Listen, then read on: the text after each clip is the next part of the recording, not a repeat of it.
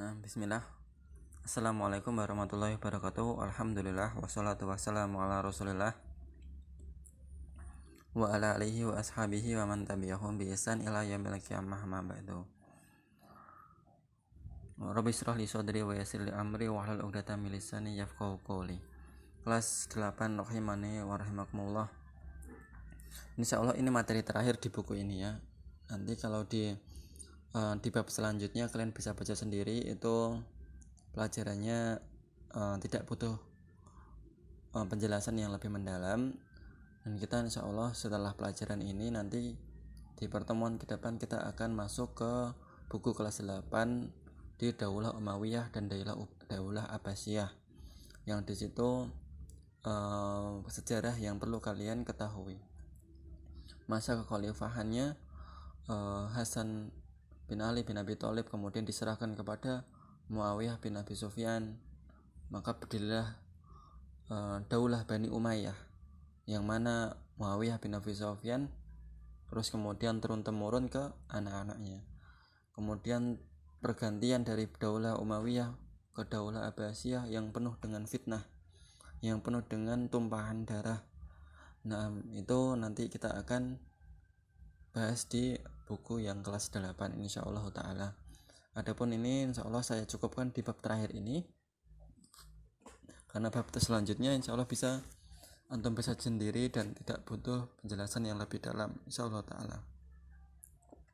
Nah, kemarin kita telah masuk ke penaklukan Alexandria oleh Amr bin As radhiyallahu anhu, dan kemudian mereka setelah kok hilang gimana ini, mana tadi Afwan pencet jadi hilang.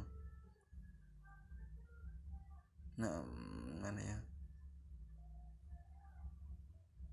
halaman berapa tadi? Nah, ini dia. Setelah Amr bin As berhasil menguasai ibu kota Mesir pada saat itu, yaitu Iskandaria atau Alexandria, dan ada perjanjian damai dengan Maukokus, penguasa Mesir pada saat itu, maka Amr bin As melanjutkan pengamanan wilayah taklukan dari semua ancaman. Maka beliau berangkatlah dengan pasukannya ke Burqah dan mengadakan perjanjian dengan penduduknya untuk membayar jizyah, karena mereka tidak mau masuk Islam. Ya sudah, bayar jizyah, tidak masalah, sama hukumnya. Kemudian dengan segenap pasukannya beliau berangkat ke Tarablus dan berhasil mengusir pasukan Romawi dari sana.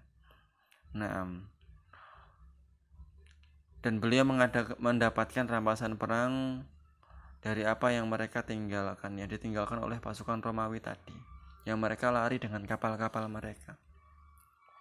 Lalu beliau mengirim sebagian pasukannya dengan dipimpin oleh Uqbah bin Nafi' ke Fazan dan berhasil menaklukkannya. Kemudian penaklukan Tunisia, yang sekarang masih menjadi negara Islam.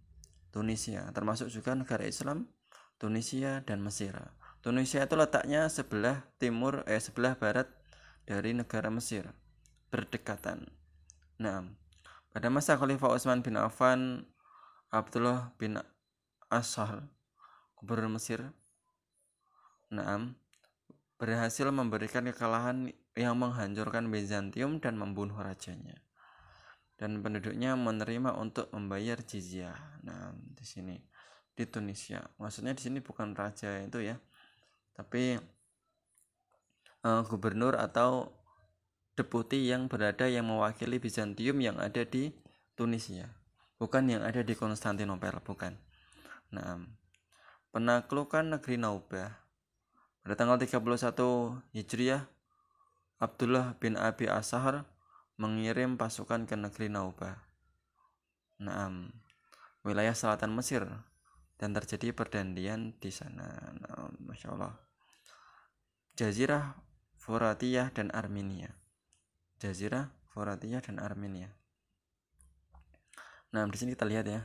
Pada tahun 18 Hijriah, pasukan Muslim bergerak menuju Jazirah Furatiyah, yang wilayahnya meliputi Suriah dan Irak, yang antara Sungai Efrat dan Sungai Dajlah, dipimpin oleh Iyad bin Ghanam dan tidak sampai berakhir tahun berikutnya kecuali jazirah tersebut telah menyerah di bawah kekuasaan kaum muslimin. Nah, Masya Allah. Kita lihat petanya ya. Di sini ada Faris itu artinya Persia. Kemudian Irak, ini ada sungai ya. Ini ada 2 sungai. Nahrul Dajlah, ini sungai. Ada Irak. Kamu lihat sungai nggak ya? Sungai itu yang ini, yang garis bercabang 2 dari 1 menjadi 2 ini.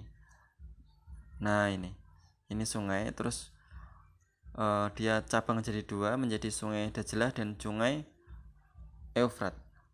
Nah, sungai Eufrat nanti sungai yang sangat terkenal, diantaranya terkenal di hadis-hadis akhir zaman. Dan di sini Jazirah Furotiyah. Nah, di mana terus kemudian tentara kaum muslimin bergerak dari Damaskus. Damaskus yaitu negeri Syam sekarang yang ada di Syria. Nah, dan Damaskus mereka bergerak menuju Armenia. Armenia kalau sekarang mungkin berada di dataran Eropa, Turki sebelah selatan. Nah, mereka bergerak dari negeri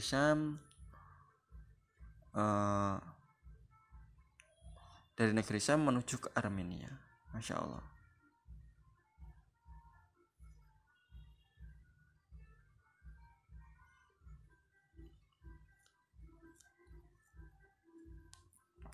Penaklukan Armenia tahun 25 Hijriah. Armenia adalah wilayah yang sangat luas. Nah, yang berbatasan dengan jazirah di sebelah selatan dan Azerbaijan. Ini salah ini. Jazirah di sebelah utara dan Azerbaijan di sebelah selatan dan timur, serta Asia kecil di sebelah barat. Nah, dia berada di negeri Persia dan Romawi. Nah, di sebelah selatannya itu berbatasan langsung dengan Persia. Karena letak geografinya yang seperti itu menjadikan Armenia ini perebutan 2 negara besar, yaitu Persia dan Romawi.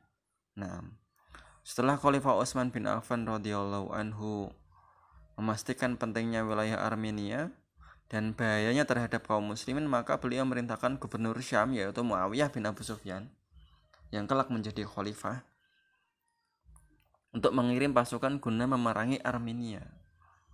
Muawiyah radhiyallahu anhu mengirim 6.000 tentara dipimpin oleh Habib bin Maslamah radhiyallahu anhu dan menaklukkannya pada tahun 25 Hijriah. Masya Allah.